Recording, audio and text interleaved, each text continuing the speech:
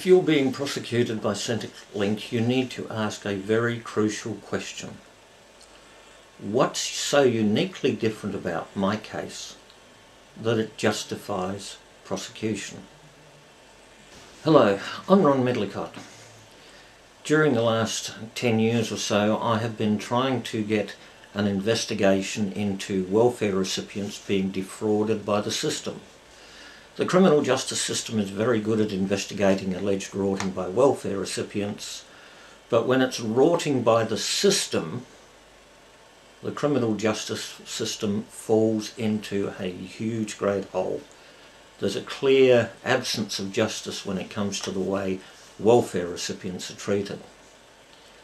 So the question, what's uniquely different about my case, is a very good one to ask.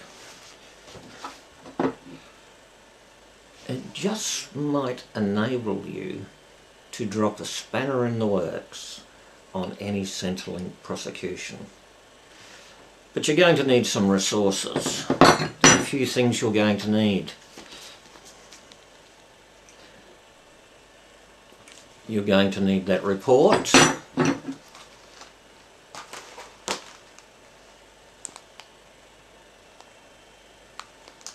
You're going to need every Centrelink report and every Department of Social Security report going back to 1986. Not for what's in there, but for what isn't in there. Centrelink are hiding something. It's a secret that's been hidden for a quarter of a century, and it could be useful in persuading Centrelink to settle out of court.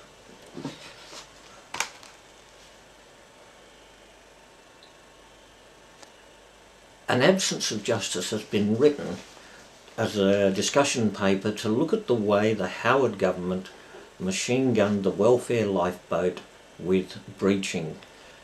In the financial year 2000-2001, 346,078 breaches were issued at a rate of 3 per minute. Now I have a letter here from Senator Bob Brown. Let me just read the last line of it. As you've indicated, breaching can lead people to such despair that they take their own lives. Now, if you read the Centrelink reports and the Department of Social Security reports, you'll find no reference to any deaths. In fact, you'll find no reference to the impact of breaching whatsoever. The death toll could be between 2 to 4 times the 9/11 death toll. All unreported. And it's not one of the things that Centrelink would like to have to talk about in court. Why did they conceal these deaths? Why did they pursue the Howard government's policy of breaching quotas? Because this was defrauding welfare recipients of legitimate entitlements, and those that died are the victims of crime, which means in South Australia these crimes could be reclassified as felony murders. Now, I didn't just ask Centrelink about these deaths. I raised the issue of both rorting and the deaths of welfare recipients with the federal police in 2004. Travelgate was a rorting incident which involved a member of the federal government, Trish Draper, leaving her children at home with her de facto spouse, taking a young gentleman overseas with her at taxpayers' expense and claiming on her travel allowance that the young gentleman was her spouse. For nearly 4 years this was kept a secret that John Howard knew about and did nothing about. So I asked the federal police, did Trish Draper defraud the Commonwealth by obtaining a benefit by deception? Was John Howard an accessory after the fact? And once the secret was out and blown, was John Howard misusing his position to interfere, to obstruct justice, and was he in fact with other ministers involved in a conspiracy to pervert the course of justice? I also asked the federal police to look at the breaching quotas and the deaths resulting from this. Now, keeping in mind we're talking about the deaths of people right across Australia, including the ACT, the federal police response is interesting. The Federal Police letter is dated 7th July 2004 and it reads, I refer to your numerous letters regarding Travelgate, Centrelink breaching and the children in the water scam as you've identified them. Skip to the third paragraph. Our Operations Monitoring Centre has assessed this matter, taking into account a number of factors including the gravity, sensitivity of the issue, the current investigational workload, available resources and whether any Commonwealth laws have been breached. Each case is assessed and a decision is made whether or not to allocate the required investigative resources. Well, because of the gravity sensitivity, if they investigated, the Prime Minister could go a row as an accessory after the fact to defrauding the Commonwealth. There was the embarrassing little issue of all the people who died from breaching quotas being enforced. They could be felony murder charges. So there was obviously some gravity and sensitivity involved, so the Federal Police decided not to investigate. The Federal Police were more than able to triple the number of officers involved in investigating anonymous phone tips made on Centrelink's fraud reporting hotline. So at the end of the day, the Federal Police didn't have the resources to investigate whether Trish Draper had defrauded the Commonwealth, but they were able to put 10 police officers on the job of hunting down these naughty, nasty welfare recipients who might be ripping off the system. Double standards, yes or no? I'll leave you to work that one out. We'll move on a little bit.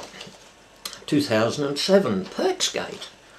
The Auditor-General decided to inform Parliament that he'd found out that 144 of them had ripped off $4.64 million in the run-up to the 2007 election. And he was quite blunt in his report to Parliament in 2009, saying, you better act honestly the way the people who employ you expect you to do so. You'll find it on page 12 of report number 3.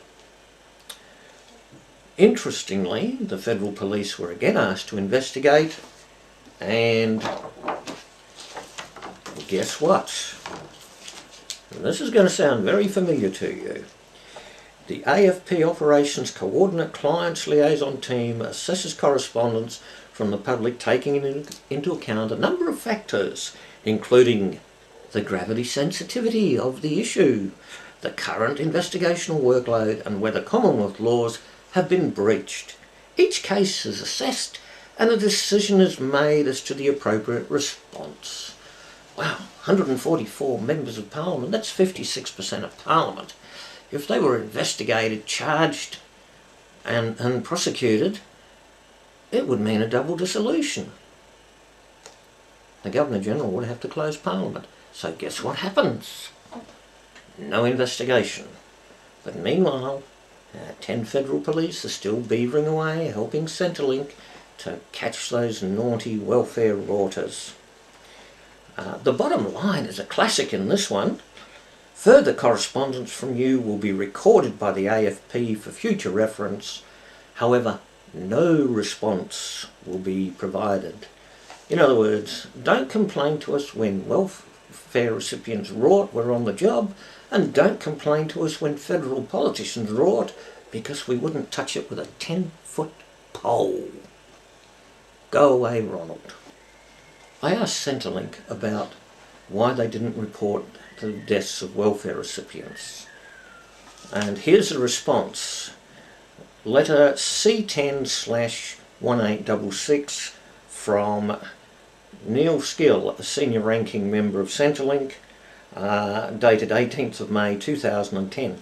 Paragraph 2 is quite revealing. Centrelink collects compliance data on behalf of the Department of Education, Employment and Workplace Relations.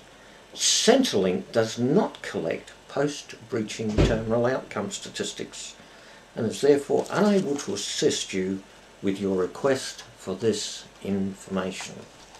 This is a classic don't ask, don't tell. Employment ministers like Tony Abbott didn't ask, and human services or welfare ministers like Amanda Vanstone didn't tell. The situation is that the Commonwealth Director of Public Prosecutions knew about these things because the Senate has classified them as confidential. I've got 2 suppression orders. Be nice to discuss those in court. Do they represent a conspiracy to pervert the course of justice? The Commonwealth Director of Public Prosecutions knew about it and chose to do nothing about it because they were too busy prosecuting welfare recipients at 10 a day. Okay, if we get all of these documents into court, we're looking at a double dissolution. So, is the gravity sensitivity of your case worth continuing with the prosecution, or is the best idea to ditch it? It's a very critical question you can ask.